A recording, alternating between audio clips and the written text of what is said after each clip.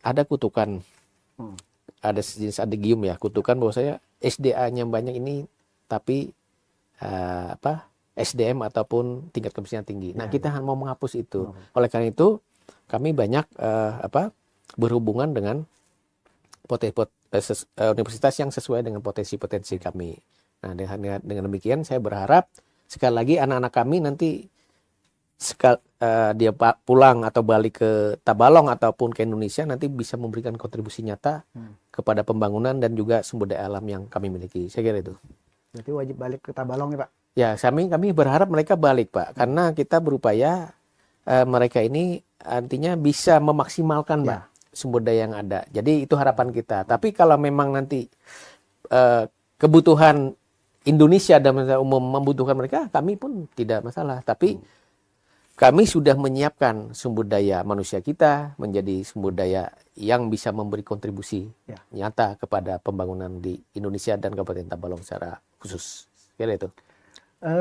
Menurut Pak Bupati, apa yang diperlukan Tabalong agar bisa terus tumbuh dan berkembang semakin besar, bahkan mungkin bisa menjadi wilayah metropolis? Karena kita tahu Tabalong ini cukup strategis ya Pak ya, berbatasan dengan Provinsi Kaltim, kemudian juga dengan IKN.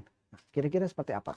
Ya, kalau angan saya, cita-cita saya itu setelah SDM ini siap, kita juga ingin menciptakan Tabalong ini menjadi tujuan.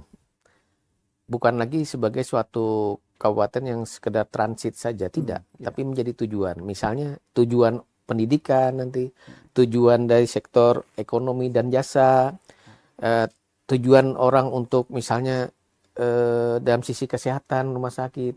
Nah, dengan adanya menjadi tujuan, atau pariwisata juga ya, dengan ada tujuan ini, maka akhirnya akan tumbuh sektor-sektor ekonomi, atau berkembang nanti sektor-sektor lainnya yang akan mendokrak pertumbuhan ekonomi di Kabupaten Tabalong. Nah, jadi harapan kita demikian. Nah, tentu kan harus dibarengi dengan SDM dulu.